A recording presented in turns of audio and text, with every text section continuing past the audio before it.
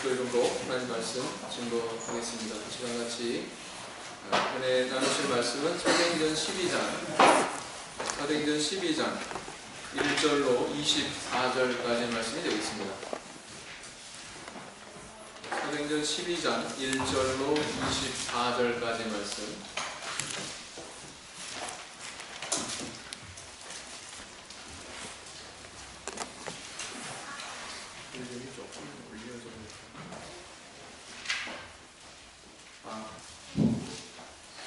장 1절 교독하시겠습니다. 제가 먼저 읽겠습니다. 그때 헤롯 왕이 손을 들어 교회 중 몇 사람을 해하려 하여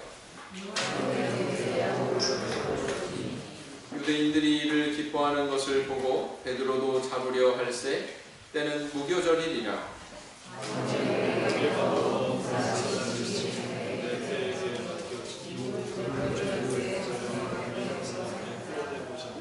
이에 베드로는 옥에 갇혔고 교회는 그를 위하여 간절히 하나님께 빌더라.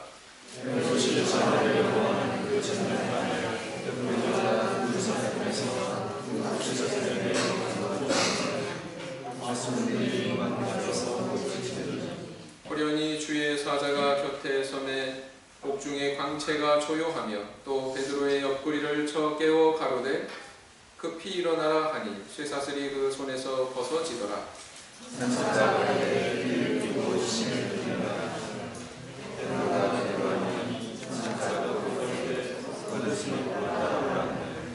베드로가 나와서 따라갈새 천사의 하는 것이 참인 줄 알지 못하고 환상을 보는가 아니라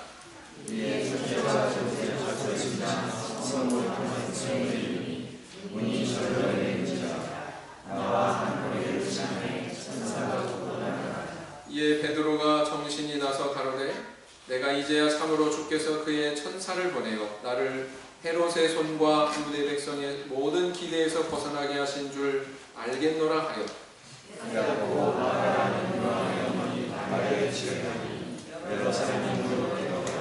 베드로가 대문을 두드린데 로데라는 계집아이가 영접하러 나왔다가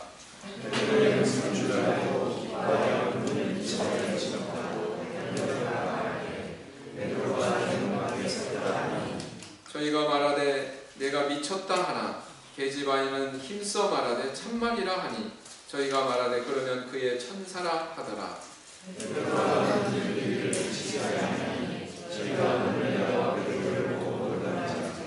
베드로가 저희에게 손짓하여 종용하게 하고 주께서 자기를 이끌어오게서 나오게 하던 일을 말하고 또 야고보와 형제들에게 이 말을 전하라 하고 떠나 다른 곳으로 가니라.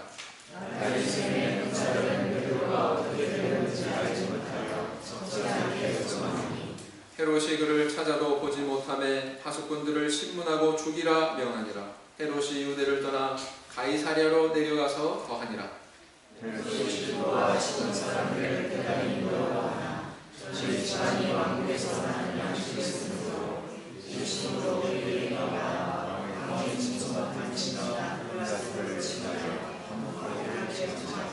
헤롯이 나를 택하여 왕복을 입고 위에 앉아 백성을 효유한데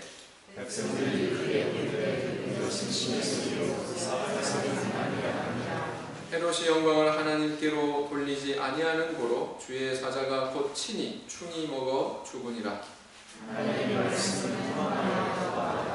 여기까지 살펴봤습니다. 최근 이슬람 국가 친숙한 호칭은 IS죠. IS, 이슬라믹 스테이트. 이 IS라고 하는 수니파 출신의 극단주의 무장 세력을 인해서 지구촌이 지금 공포에 떨고 있습니다. 10월 31일 이집트 시나이 반도 상공에서 러시아 여객기가 공중 폭파됐죠. 그로 인해서 224명이 전원이 다 사망하는 그런 사건이 발생했습니다. 그런가 하더니 또 지난 13일에는 프랑스 파리에서 무려 6장소에서 동시다발적으로 일어난 테러로 인해 129명이 사망하고 또 352명이 부상하는 그런 사건이 우리를 경악하게 만들었습니다. 그런가 싶더니 11월 26일 이틀 전이죠. 퀴니지 대통령의 경호 차량을 또 겨냥해서 테러를 해가지고 또 13명이 죽었다고 하는 그런 뉴스가 우리 귀에 들어왔습니다. 자, 이와 같은 테러의 무서운 점은 어떤 것이죠? 예측 불허다. 언제 어느 곳에 누구를 대상으로 그러한 일이 일어날지 알 수가 없다라는 것을 가장 공포스러운 점으로 우리 이야기할 수가 있겠죠. 또 특정한 대상이 정해지는 것도 아니기 때문에 언제건 누구이건 갑작스러운 이런 공격으로 인해서 피해를 입거나 또는 심지어는 생명까지 이룰 수 있다는 바로 이 가능성이 우리를 가장 공포스럽게 하고 있습니다. 그런데 우리가 세상을 살아가다 보면 이런 폭탄 테러와도 같은 그런 사건과 상황들을 사실은 적지 않게 만나죠. 우리 인생 속에서 우리가 삶을 살아가면서 많은 사건들을 경험하게 됩니다. 그래서 때로는 우리의 인생 전체를 굴곡 있게 만들고 흔들어 놓는 아주 치명타를 날리기도 하고, 또 교회도 역시 마찬가지다라는 것입니다. 교회도 여러 가지 일이 일어날 수가 있다는 거예요. 교회 전체를 흔들어 놓을 수 있는 폭탄과도 같은 그런 사건이 터지기도 합니다. 뭐 개인으로 말할 것 같으면 그것은 어떤 질병이 찾아오거나 실직하거나 아니면 믿었던 사람으로부터 뭐 믿음롭게 발등지킨다고 배신을 당하거나, 또는 교회로 말할 것 같으면 기둥같이 여겼던 어떤 장로님이나 집사님이나 성도가 일순간에 그냥 갑자기 죽음을 맞이한다거나, 또 교회가 어떤 불화와 분쟁을 통해서 사건이 일어나는 바람에 연약한 성도들이 상처받고 믿음을 떠나는 그런 일들을 구체적으로 예를 들 수 있을 것입니다. 성령께서 함께 하시고 진리가 있는 교회라 할지라도 그런 일은 예외가 없다. 우리 성경 안에서 살펴보면 고린도 교회도 역시 그런 일이 있지 않았습니까? 또 오늘 이 사도행전의 오늘 이 사건 안에도 보면은 정말 그 사도교회의 중요한 인물인 사도 중에 한 분인 야고보 사도가 살해되는, 죽음을 맞이하는 그런 사건이, 정말 폭탄 테러 같은 그런 사건이 지금 일어나고 있지 않습니까? 진리가 있는 교회, 하나님 성령이 함께 하시는 교회에도 그런 사건이 있을 수 있어요? 없어요? 있습니까? 없습니까? 그런 사건이 있을 수 있다라는 것입니다. 우려스러운 점은 자칫 성도가 이런 믿음의 시험을 받고서 하나님을 떠나거나 교회를 등지는 그런 상황이 발생할까 염려가 된다라는 것입니다. 그러나 우리가 이런 어떤 상황이 발생하더라도 정말 이것이 하나님께서 미리 예고한 대로 우리에게 주신 어떤 필연적인 시험이고, 또 우리가 감내하고 이겨내야 되는 그런 일이라면 우리가 보다 더 눈을 크게 뜨고 신앙적인 관점에서 이런 것들을 바라볼 필요가 있다는 거예요. 주님께서 우리에게 바라시는 바는 바로 이런 데 있는 것입니다. 계시록 14장 12절 말씀을 보시겠습니다. 계시록 14장 12절 말씀을 보시겠습니다.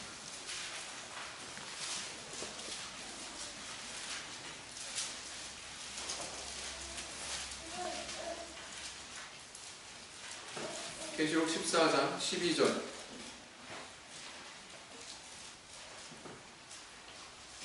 계시록 14장 12절 같이 읽겠습니다. 시작. 성도들의 인내가 여기 있나니 저희는 하나님의 계명과 예수 믿음을 지키는 자니라.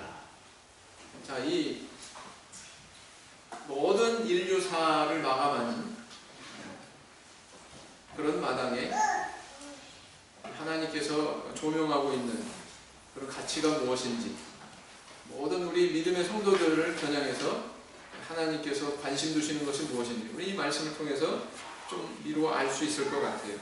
이 말씀을 보면 땅에서 일어나는 모든 어떤 사건들, 여러 가지 상황들의 본질은 뭐냐? 그 본질은 뭐냐? 신앙적인 관점에서 그것은 내가 하나님의 계명을 지키고 예수 믿는 믿음을 끝까지 지키느냐 못 지키느냐, 여기에 있다는 거예요. 이 말씀은 사실 간접적으로 이것이 바로 우리가 이 땅에서의 모든 일들을 바라봐야 되는 신앙적인 관점이다, 신앙적인 가치다라는 것을 의미하고 있는 것입니다. 그렇다면 우리는 어떻게 이렇게 이 땅의 악한 일들에 대해서 흔들리지 않고 하나님을 믿는, 하나님을 사랑하는 그런 마음을 유지하면서 인내하고 우리의 믿음을 지킬 수 있을까요? 이 사도교회가 맞이했던 것 같은 정말 폭탄 테러 같은 그런 상황일지라도 우리는 어떻게 그런 것들을 잘 감내하면서 이겨낼 수 있을까요? 자, 오늘은 이 예루살렘 교회를 흔들었던 이 사건을 통해서 또 그것이 어떤 영향을 미쳤는지 이런 과정들을 살펴보면서 우리가 어떻게 믿음의 눈을 가지고 우리의 믿음을 지켜갈 수 있는지 그 비결에 대해서 한번 생각해보고 함께 은혜를 나눌 시간을 가지고자 합니다. 자, 여기 보면 성령께서 세우신 이 초대교회에 참 좋은 일이 많았다라는 것을 알 수 있습니다. 지난 시간까지 살펴보면 안디옥이라고 하는 도시에 교회가 세워지고 그 교회에서 처음으로 그리스도인이라고 하는 그런 호칭을 받을 만큼 교회가 성장하는 그런 아름다운 일을 우리 발견했죠. 그러나 초대교회에 항상 좋은 일만 있었던 것은 아니다. 항상 호사다마 그런 말도 있듯이 한쪽에서는 또 불미스러운 일도 발생하는 것을 우리는 오늘 본문에서 발견하게 됩니다. 안디옥 교회가 이렇게 성장하는 동안에 유대 예루살렘 교회는 새로운 국면을 맞이하는 커다란 사건이 일어났습니다. 어떻게 보면 이 예루살렘 교회의 목을 조르는 그런 사건이었다, 이렇게 표현할 수가 있겠습니다. 바로 요한의 형제 야고보가 헤롯 왕의 칼에 살해되는, 순교하게 되는 그런 사건이 일어난 거죠. 요한의 형제 야고보, 사도 가운데에서 최초의 순교자가 나온 건 아니죠. 최초의 순교자는 누구였습니까? 지난 7장에서 우리 살펴본 대로 스데반 집사였습니다. 그런데 이제 사도 가운데 최초의 순교자가 나왔어요. 두 번째 순교 사건입니다. 누가 죽었어요? 바로 요한의 형제 야고보. 그런데 이렇게 야고보가 죽은 것을 헤로드 왕이 가만히 주변 상황을 살펴보니까 유대인들이 기뻐하더라라는 거예요. 이 사건에 대해 이렇게 처리한 것에 대해서 기뻐하더라. 그래서 이번에 한술 더 뜹니다. 누구를 잡아서 체포해서 감옥에 가둬요? 베드로 사도마저 죽이겠다고 이렇게 체포해서 감옥에 가둡니다. 이튿날 이렇게 6월절이 지나면 처형이 예정되었던 베드로 착고에 채워가지고 그렇게 감옥에 가두어뒀는데 기적이 일어났습니다. 하나님께서 천사를 보내시고 그를 깨우시고 착고를 풀어주시고 그를 옥 바깥으로 인도해서 나가게 하신 거죠. 그래서 이렇게 바로 탈옥한 베드로는 마가의 다락방이라고 추정이 되는 초대교회 그런 집회 장소, 여기가 아마 총회였을 것입니다. 총회, 마가의 다락방이. 그곳에 가서 이제 노크를 한단 말이죠.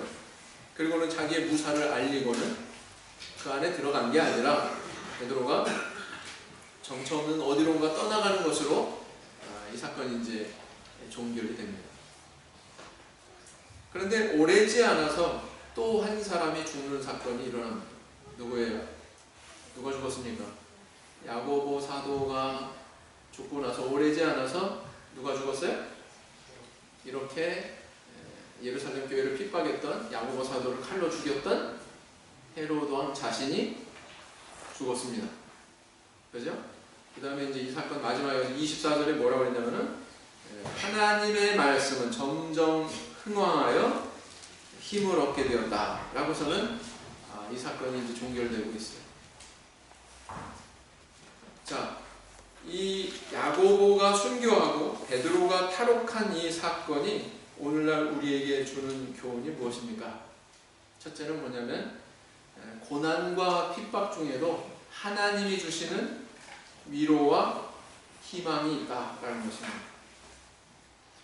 1절에서 3절로 돌아가셔서 다시 한번 살펴보겠습니다. 근데 헤로드 왕이 손을 들어 교회 중 몇 사람을 해하려 하여 요한의 형제 야고보를 칼로 죽이니 유대인들이 이를 기뻐하는 것을 보고 베드로도 잡으려 할세 때는 무교절이리라 했습니다. 초대교회를 바치고 있던 12기둥이 있어요. 물론 가룟 유다는 배신하고 자결해서 죽었지만 그 결혼을 마띠아로 채웠죠. 12개의 기둥은 유지되고 있었습니다. 근데 그 가운데 한 기둥이 순식간에 그냥 날아가 버린, 칼에 순교를 당하는 그런 사건이 일어나죠. 그런데 엎친 데 덮친 격으로 베드로 사도조차 체포가 돼가지고 처형을 기다리는 감옥에 갇힌 신세가 되고 말았습니다. 한 사도는 죽고 기둥같이 여기는 다른 한 사도는 체포됐으니 생각해 보세요. 사도교회에 얼마나 커다란 충격이고 얼마나 경악할 만한 그런 상황이었을까요? 이처럼 오늘날 일어나는 교회 안에서의 일도 이런 지경이 있을 수 있다라는 거죠. 있습니다. 충분히 있을 수 있습니다. 그런데 이렇게 오늘날 우리도 그렇지만 사도교회도 어찌할 수 없었던 것 같아요. 이 상황에 대해서. 우리가 어찌할 수 없을 때 할 수 있는 유일한 게 뭐예요? 기도하는 거죠. 사도교회도 기도했다는 것입니다. 그래서 그 베드로는 옥에 갇혔고 교회는 그를 위하여 간절히 하나님께 빌더라. 5절에 간절히 하나님께 빌더라. 하나님은 우리가 뭔가 이렇게 뚜렷한 확신이 우리 마음속에 없을지라도 그런 마음 상태에서 하나님 앞에 드리는 기도도 응답을 하실까요? 안 하실까요? 내 기도가 막연할지라도 그냥 고통스러운 마음만 끌어안고 하나님 앞에 나가서 기도한다면 하나님이 그 기도 들으실까요? 안 들으실까요? 어떻게 생각하세요? 대답해 보세요. 틀리면은 그렇습니다. 기억에 깊이 심겨집니다. 그런 기도 응답하실까요? 안 하실까요? 지금 베드로를 위해서 간절히 교회가 기도했어요. 그 기도 들어주셨어요? 안 들어주셨어요? 들어주셨으니까 베드로가 탈옥했겠죠? 근데 이 기도에 대해서 신도들의 태도가 참 재밌어요. 13절을 보세요. 베드로가 대문을 두드린데 로데라 하는 계집아이가 영접하러 나왔다가 베드로의 음성인 줄 알고 기뻐하여 문을 미쳐 열지 못하고 달려 들어가 말하되 베드로가 대문 밖에 섰더라 하니 15절에 저희가 말하되 뭐라고요? 내가 로데라고 하는 계집아이한테 하는 얘기가 야 너 미쳤냐? 너 미쳤다. 베드로가 지금 감옥에 있는데 밖에서 문 두드리고 있다고? 야 너 미쳤다. 교회가 지금 누구 위해서 기도했어요? 금방까지 갇힌 베드로 위해서 기도했죠? 간절히 그를 위하여 빌더라 그랬는데 막상 하나님의 응답이 눈앞에 벌어지니까 나타낸 태도가 이러하다. 마음속에 깊은 확신이 있는 가운데 기도했습니까? 그냥 막연하게 기도했습니다. 막연하게 기도했죠? 그래도 응답하셔야 안 하셔요? 응답하셔요. 우리 하나님 이런 하나님이십니다. 자, 그런데 야고보는 죽었어요. 베드로는 체포됐습니다. 근데 체포된 베드로에 대해서 하나님께서 베푸신 손길을 한번 보세요. 베드로가 어떻게 탈출했는지 그 과정을 굉장히 자세하게 기록하고 있어요. 섬세하게 기록하고 있어요. 어디부터 등장합니까? 7절에 호련히 주의 사자가 곁에 서매 옥중에 광채가 조용하며 광채가 조용했다. 갑자기 천사가 나타났으니 뭐가 비쳐요? 빛이 쫙 비쳤어요. 그 다음에 베드로의 옆구리를 쳐서 깨웠습니다. 베드로의 옆구리를 툭 쳐가지고 깨웠습니다. 그래서 급히 일어나라 하니 쇠사슬이 그 손에서 벗어지더라. 베드로가 두 군사가 있는 6절에 나와 있어요. 두 군사 틈에서 두 쇠사슬에 매여 누워 자고 있었다. 이렇게 기록하고 있습니다. 얼마나 삼엄하게 이 베드로를 구속하고 있었는지 가두고 있었는지 알 수 있겠죠. 베드로 혼자 잔 게 아니에요. 양쪽에 병사들이 그것도 같이 수갑을 차고 양쪽에 한쪽도 아니고 양쪽에 수갑을 차고 이렇게 자고 있었다는 거예요. 그런데 쇠사슬이 절로 벗어졌더라. 천사가 또 말합니다. 야 띠를 띄어라. 야, 너 띠를 띄어라. 그 다음에 신을 들매라. 신까지도 챙겨줘요. 천사가 신을 들매라. 그 다음에 베드로가 그대로 하니까 겉옷을 입고 따라오라. 그래서 따라갔죠. 따라갔더니 어떻게 됐습니까? 성으로 통한 쇠문에 이르니 문이 절로 열리는지라 나와 한 거리를 지나매 상상하고 떠나더라. 완전히 감옥에서 나와서 한 거리, 상당한 거리를 걸어가게 한 후에야 천사는 떠나갔다. 이렇게 기록하고 있습니다. 자, 묻겠습니다. 야고보 사도는 칼에 맞아 죽어도 아무런 조치도 안 하시더니 베드로 사도가 이렇게 잡혀가지고 죽음을 앞두고 있는 가운데에서는 하나님이 기가 막히게 섭리하셔가지고 그를 밖으로 이렇게 끄집어내시네요. 기준이 뭐예요? 첫째, 야고보는 미워하고 베드로는 사랑했다. 맞습니까? 네? 그런 거예요? 왜 그럴까요? 왜 하나님은 이런 불공평한 것 같이 보이는 이런 대우를 하셨지? 그런 의문 품어볼 수 있잖아요. 왜 그러셨을까요? 그럼 거꾸로 이렇게 생각해 보자고요. 야고보가 칼에 맞아 죽었는데 베드로마저 칼에 죽었다면, 처형돼가지고 죽었다면 교회가 어떤 짝이 났을까요? 이거 뭐 거의 치명타였을 거예요. 근데 신도들의 간절한 기도를 통해서 하나님께서는 야고보 사도가 죽는 그런 아픔과 시련은 겪게 하셨지만 베드로 사도가 그와 같이 탈출하는 은혜를 주심으로 인해서 위로와 소망을 주고 계시죠? 맞습니까? 심하지 않은, 더 이상 심하지 않은 그런 상황에 나락에 떨어져 버리지 않도록 하나님께서 이렇게 배려하시고 인도하셨다라는 걸 알 수 있습니까? 없습니까? 바로 그것 때문에 그래요. 언젠가 베드로도 순교해서 죽습니다. 그러니까 지금은 때가 아니라는 거죠. 왜 때가 아니냐? 누구를 겨냥했을 때? 교회를 겨냥했을 때, 믿음이 연약한 우리 성도들을 겨냥했을 때 지금 아직은 베드로가 그들에게 필요한 존재라는 거죠. 그렇지 않겠습니까? 그래서 베드로를 이와 같이 섬세하게 인도하신 거예요. 우리 하나님 이런 하나님이다 라는 것입니다. 열왕기상 11장 39절 말씀을 보시겠습니다. 열왕기상 11장 39절 말씀.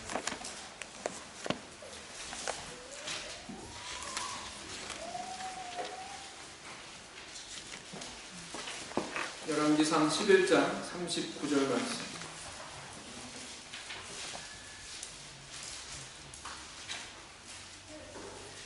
같이 읽겠습니다. 같이 읽겠습니다. 시작. 내가 이로 인하여 다윗의 자손을 괴롭게 할 터이나 영원히 하지는 아니하리라 하셨느니라 한지라. 하나님 음성이죠? 이게 우리 하나님의 모습이라는 거예요.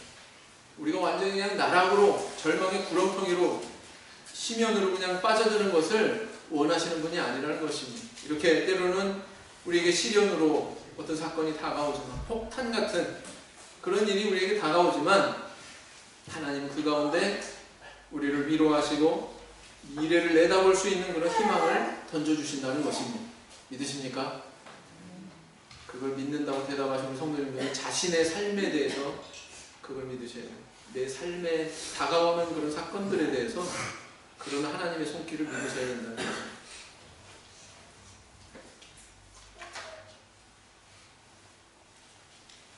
두 번째, 또 어떤 교훈을 던져주고 있어요? 고난과 핍박이 오히려 복음 전파의 도화선이 되더라 라는 것입니다.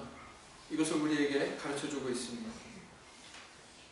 사도시대 당시에 로마 제국이 식민지를 통치하는 방법이 있어요. 뭐냐면은 로마 정부에 대항하지 않고 또 조공만 잘 바치면 다른 걸 전혀 개입하지 않습니다. 간섭하지 않아요. 그래서 어떤 왕을 세우고 어떤 제도를 채택하든 그대로 인정해 줍니다. 그 나라를 인정해 줍니다.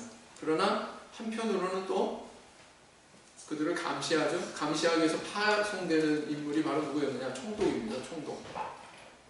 그러니까 헤롯 왕도 등장하고 반면에 총독도 또 등장하고 예수님 재판하는 자리에도 두 인물이 다 등장하지 않습니까? 헤롯 왕도 등장하고 총독도 등장하는 이유가 그거예요. 총독을 보내가지고 그 식민 지배하는 나라를 감시하는 겁니다. 그래서 뭘 감시하느냐? 이 지역이 이 왕이 제대로 통치하나 안 하나. 만약에 제대로 통치 못하면 어떻게 되겠습니까? 그냥 교체해버리겠죠. 뭔가 로마 제국에 반하는 그런 행동을 한다거나 뭔가 반역을 꾀한다거나 그러면 이제 교체해버리겠죠. 그래서 이 왕이 되면 왕에게 있어서 중요한 건 뭐냐면은 민심이에요. 백성들이. 왜냐하면 잘 통치해야만 로마 정부로부터 점수 따니까 자기의 자리가 유지될 수 있으니까. 그러니까 백성들의 마음을 얻는 게 굉장히 중요합니다. 자, 야고보 사도를 칼로 죽였어요. 근데 가만 보니까 유대 백성들이 기뻐해요. 옳거니 점수 딸 일이 더 있지. 누구를 또 붙잡아들인 겁니까? 그래서 베드로를 붙잡아들인 겁니다. 지금까지 핍박의 양상은 뭐였냐면 종교 지도자들의 핍박이었습니다. 근데 이게 바뀌어요. 세상의 정부가 교회를 핍박하는 그런 모습으로 지금 바뀌고 있습니다. 하나의 전환기죠. 참 우리는 이렇게 한국 정부가, 대한민국 정부가 종교에 대해서 어떤 것도 다 수용하는 그런 관용적인 법을 채택했기 때문에 오늘 우리 성도님들 정말 신앙생활하기 좋은 환경이 있는 겁니다. 동의하시지? 우리가 말레이시아 같은 데 태어났다고 생각해보세요. 아, 끔찍하. 저 북한 같은데 지구상에서 가장 종교에 대해서 폐쇄적인 태도로 나가는 나라. 여기에 북한. 지구상에서 가장 종교에 대해서 허용적인 노선을 걷고 있는 나라. 어디에요? 남한이에요. 아주 그 극단의 두 나라가 지금 딱 맞대고 있죠. 서로. 그래서 이 12장부터 교회가 핍박받는 양상에 좀 변화가 일어난 것을 우리는 발견하게 된다라는 것입니다.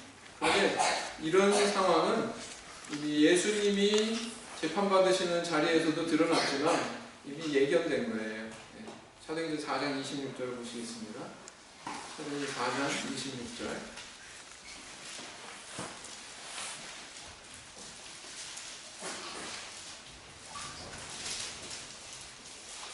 사도행전 4장 26절. 같이 읽겠습니다. 시작. 세상의 왕들이 나서며 관원들이 함께 모여 주와 그 그리스도를 대적하고자 하시니로소이다. 그렇죠? 그래서 이런 가운데 야고보가 죽고 베드로가 체포됐습니다. 그런데 체포된 참 그 시즌이 참 흥미롭죠. 3절 말씀을 보시면 뭐라고 기록하고 있습니까? 마지막 부분에 잡으려 할새 때는 무교절이니라 그랬고 4절에 보면 맡겨가지고 지키고 6월절 후에 백성 앞에 끌어내고자 하더라 그랬죠. 예수님이 십자가를 지셨던 그 시즌하고 베드로가 체포돼가지고 혹시라도 죽임을 당할 수 있는 그런 상황에 시기가 공통점이 뭐예요? 시기적으로 6월절이죠. 6월절 무렵이죠. 근데 이게 베드로에게는 특별했을 것 같아요. 베드로가 갇힌 상태에서 자기의 처지를 이제 돌아보면서 아, 이제 난 죽겠구나. 그래서 누구 생각이 났을까요? 자기와 똑같은 무렵에 체포되셨던 누가 생각났을까요? 예수님이 생각나지 않았을까요? 네. 나도 그분처럼 죽겠노라. 그분의 길을 따라가야지. 아마 그런 마음이 있었던 것 같아요.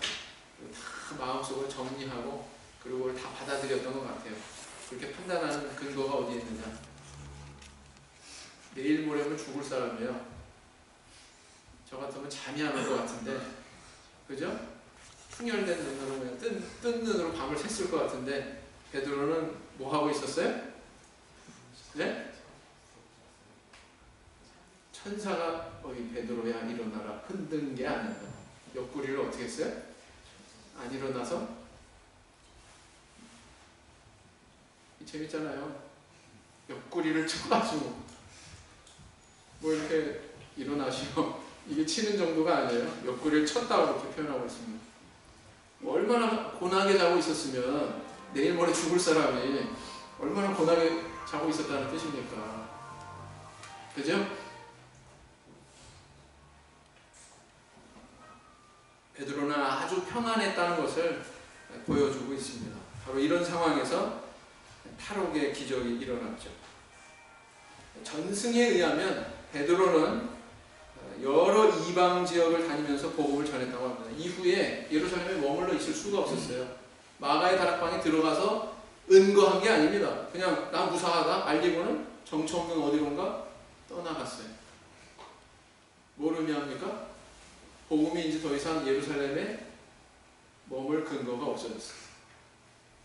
스데반 집사가 순교했을 때도 마찬가지였지만 야고보 사도가 순교했을 때도 역시 뭔가 복음의 전환이 이루어지고 있구나. 복음 전파의 전환이 이루어지고 한다는 거예요. 흥미로운 사실 13장부터 뭐가 시작되는 거예요? 바울 사도가 등장하고 사울이라고 이제 처음에는 시작하죠. 바울 사도가 등장하고 1차 선교여행, 2차 선교여행, 3차 선교여행으로 일컬어지는 그 이방 땅의 선교가 이루어지는 거죠. 그러니까 12장의 이 사건은 굉장히 중요한 전환을 이루는 사건이다. 복음 전파에 있어서. 자, 보세요. 스데반 집사의 순교로 인해 예루살렘에만 머물던 복음이 유대와 사마리아로 퍼졌습니다. 야고보 사도의 순교로 말미암아 그 복음이 땅끝에까지 전해지는 중요한 계기가 됐습니다. 그죠? 뭘 할 수 있어요? 고난과 핍박은 그냥 그 고통스러운 그 현상 그 자체로서만 끝나는 게 아니라 그 속에 의미가 있다. 복음 전파의 새로운 도화선이 되더라 라는 것입니다. 맞습니까? 우린 이거 볼 줄 알아야 돼. 교회가 이런 시련을 겪었는데 그것이 그냥 고통스러운 순간으로 기억되고 그냥 그걸로 끝나는 게 아니라 그것이 밑거름이 돼서 뭔가 도약을 하는 그런 전환점이 되더라. 그렇게 돼야 되겠죠.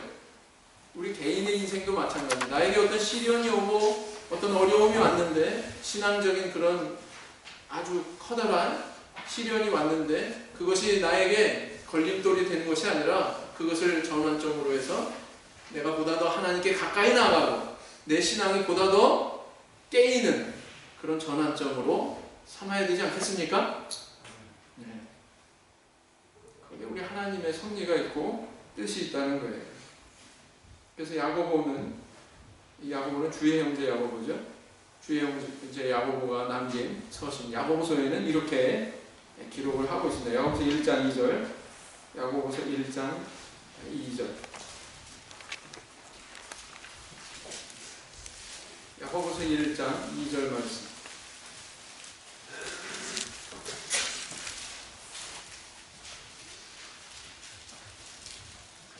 야고보서 1장 2절 말씀이 되겠습니다. 같이 읽겠습니다.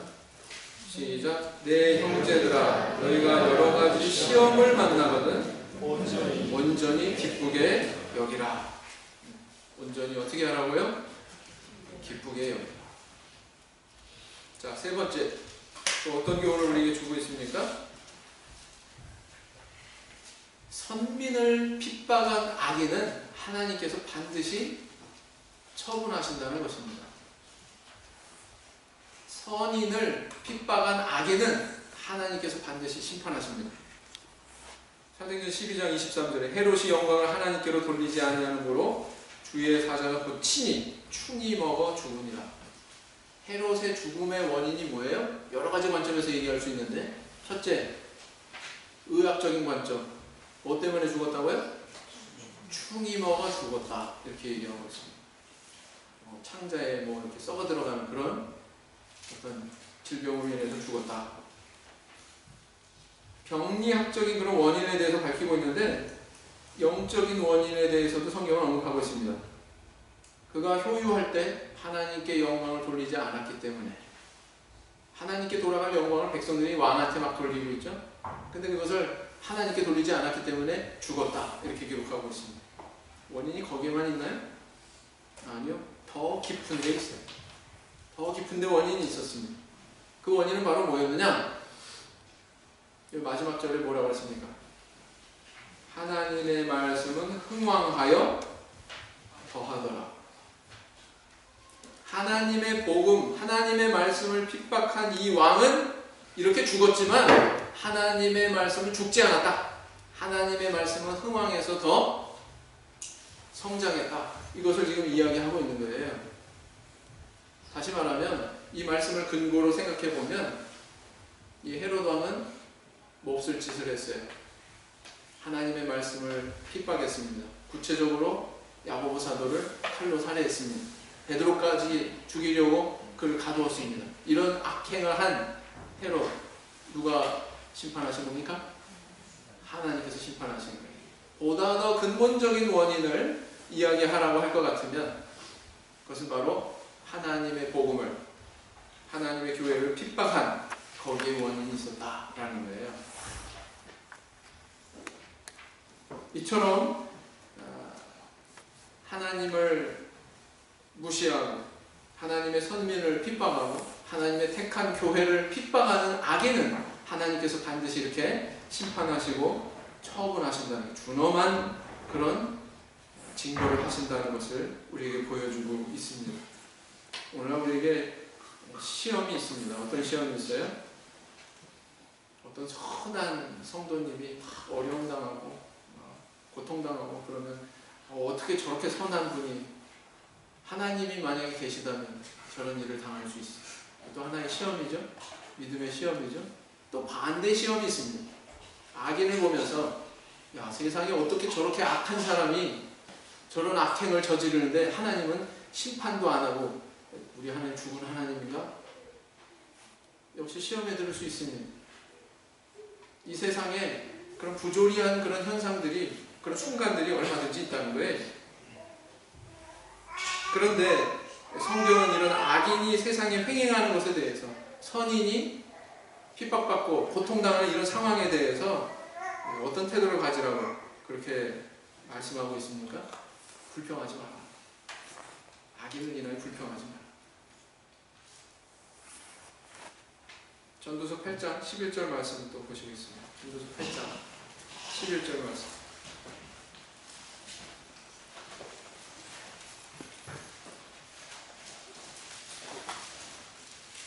전도서 8장 11절 말씀. 전도서 8장 11절 말씀 같이 읽겠습니다. 시작. 악한 일에 징벌이 속히 실행되지 않도록 인생들이 악을 행하기에 마음이 담대하도다. 하나님의 징벌이 속히 실행되지 않기 때문에 사람들이 악을 행하고 또 그 악인이 순간적으로 형통하게 보이는 순간도 있다는 거예요. 우리는 가끔 악인이 악행했을 때 저 사람 즉시 멸망해야 된다, 이렇게 대부분 생각합니다. 그러나 거꾸로 생각해 보자고요. 남이 범죄할 때마다 즉시 하나님께서 이렇게 징계하는 것처럼 나도 똑같아요. 내가 하나님 앞에 범죄했을 때 마땅히 나도 하나님께서 즉시 빨리 징계해야지 공의로운 거 아닌가요? 공의로 말할 것 같으면. 근데 우리는 그런 생각은 안 하잖아요. 그렇지 않습니까? 내가 하나님 앞에 징벌이 유예되는 은혜를 받는 만큼 다른 사람도 그런 은혜 받을 자격이 있을까요? 없을까요? 있겠죠. 우리는 그걸 생각할 줄 알아야 된다라는 것입니다. 따라서 하나님은 오늘날 우리 성도들에게 요구하는 믿음의 태도가 있다면 악인에 대해서 불평하지 마라. 악한 상황에 대해서 너무 마음 상해하지 마라. 하나님은 공의로우신 분이고 살아계시는 분이니 그분의 진노하심에 맡기자. 그분의 공의로운 심판에 맡기자라는 것입니다. 그것도 믿음이에요. 그것도 믿음입니다. 그래서 이렇게 야고보를 죽인 이 헤롯 왕, 하나님께서 이렇게 나중에 처분하신 것처럼 언젠가 하나님께서 처리하실 것이다 라는 그것을 믿고 오늘 내 삶의 현장에서 평안을 누릴 수 있고 하나님의 위로를 받는, 이것이 바로 우리가 쫓아야 되는 믿음의 길이다 라는 것입니다. 그렇게 가야 되겠죠? 시편 37편 10절 말씀 보시겠습니다. 시편 37편 10절 말씀 보시겠습니다. 시편 37편 10절 말씀 같이 읽겠습니다.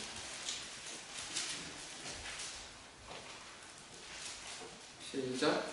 잠시 후에 악인이 없어지리니 내가 그것을 자세히 살필지라도 없으리로다. 제가 인천에서 시무할 때 갓 전도된 한 형제가 있었습니다. 어떻게 전도가 됐냐면 아내가 먼저 믿어요. 여기 지방에서 남원에서 신앙생활 하다가 이제 인천에 와서 신앙생활 하는데 그 아내의 신앙을 쫓아서 이제 교회와 접촉하기 시작했습니다. 그래서 이제 세례도 받고, 그리고 이제 슬하에 자녀도 이제 태어나고, 둘째를 갖다가 이제 가졌는데 아내가 남동공단에서 이제 직장 생활을 하던 이 형제에게 2008년은 생각나는 게 뭐예요? 무슨 일이 있었습니까? 2008년에 우리나라에 쓰나미 같은 커다란 경제적인 위기가 있었죠? IMF. 그 IMF라고 하는 이런 경제 불안이 닥치는 바람에 직장에서 감원 바람이 불었어요.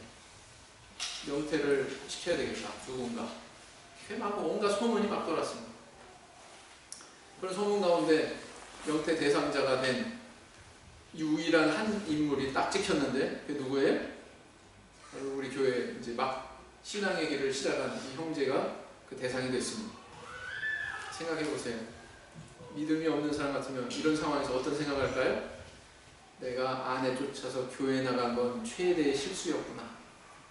예수 믿으면 잘 되고 형통할 줄 알았더니 예수 이제 막 믿기 시작했더니 이런 일이 나한테 닥치는구나. 교회 잘못 나왔다. 교회가 잘못됐거나 아니면 하나님을 내가 믿는 게 아닌데 저기 불교를 믿거나 그럴 건데 내가 잘못 왔나 보다. 이 사람 불교 집안이거든요. 이 형제가. 집에 가면 막 부적이 있어요. 시어머니가 붙여놔서 어떻게 하지도 못해요. 그런 형제거든요. 그렇게 생각할 수 있잖아요. 근데 이 형제가 믿음이 있었어요. 어떻게 믿음이 있었느냐? 때마침 그때 단기 신학이 열렸습니다. 실직한 김에 내가 그동안 하고 싶어 했던 신앙에 대해서 이제 막 들어서 아무것도 모르는데 단기 신학 가면 많이 배우더라. 이런 얘기만 그냥 막연하게 듣고 27, 8살 난 그 애기 아빠가 이제 20대 초반에 21, 2 되는 청년들 틈바구니에 가서 단기 신학하러 내려간 거예요. 실직해가지고. 애는 태어났죠. 하나는 또 배 가지고 남산만하죠. 그런 상황에서 내 신앙 좀 읽게 오자 그래가지고 믿음을 가지고 단기 신학으로 하러 대전에 내려간 겁니다. 어떻게 됐느냐? 아직 성령 못 받았었거든요. 단기 신학 가서 공부하는 가운데 공부만 배우는 게 아니라 뭐예요? 시간마다 기도도 엄청나게 시키거든요. 아침에 시키고 점심에 시키고 저녁 때 시키고 밤에도 하고 그럽니다. 성령을 받았어요? 거기서. 그리고는 거기서 또 마치기 전에 간증회가 있는데 간증까지 했습니다. 간증회에서 간증까지 했어요. 막 사회에서 막 이렇게 생활할 때는 사람들이 막 술 마시고 담배 피우고 욕도 하고 그러는데 교회 와서는 참 좋더라는 거예요. 왜? 교회 사람들 다 참 좋고 듣기 좋고 막 욕하고 그런 것도 없고 듣기 좋은 말만 하고 너무나 사람들이 좋다는 거예요. 황홀하다는 거예요. 술도 안 먹죠. 담배도 안 피죠. 싸움도 안 하죠. 욕도 안 하죠. 너무나 좋다는 거예요. 사람들이. 간증에서 그런 얘기를 하더라고요. 난 참 교회 사람들이 좋다. 그러고는 올라왔습니다. 올라왔는데 오래지 않아서 직장이 구해졌어요. 그 어려운 시기. 변한 거 있어요? 없어요? 변한 거 있어요? 없어요? 변한 거는 한 가지. 성령 받고서, 그죠? 신앙에 조금 더 깊이 들어갔어요. 단기 신학도 할 수 있었고. 우리 이런 현상을 보면, 이 형제를 향해서 우리 하나님께서 오히려 하나님께 더 다가갈 수 있는 기회를 주시고자 그런 시련을 줬었구나. 알 수 있습니까? 없습니까? 제 해석이 맞는 것 같아요? 틀린 것 같아요? 맞는 것 같죠? 우리 그런 눈으로 보자고요. 내 인생에 대해서도, 내 인생의 여정에 대해서도 어떤 어려움이 오더라도 그런 하나님의 섭리와 사랑과 인도로 인해서 이루어지는 것이다. 야고보 사도가 비록 이렇게 죽고 살해당하고 베드로가 이렇게 옥에도 갇히고 이제 더 이상 예루살렘에서 복음 전할 수 있는 그런 형편이 안 됐지만, 사실은 이 이면에는 그 복음을 저 이방 땅에까지 이제 바톤 터치에서 바울 사도에게 그 복음의 씨앗을 뿌리는 능력을 이양하는 바로 그런 하나님의 깊은 섭리가 있기 때문에 이것이 이루어진 일이다 라는 것을 우리가 배우는 것처럼 우리 삶의 현장에서도 그렇게 우리 삶을 바라보고 우리 교회를 바라보고 그렇게 믿음으로 나아가는 저 우리 성도님들 되었으면 좋겠습니다. 그런 믿음 갖는 우리 성도님들과 제가 될 수 있도록 더욱더 하나님 앞에 가까이 나아가고 바로 서는 저 성도님들 되시기를 예수님 이름으로 기원드립니다. 목사님.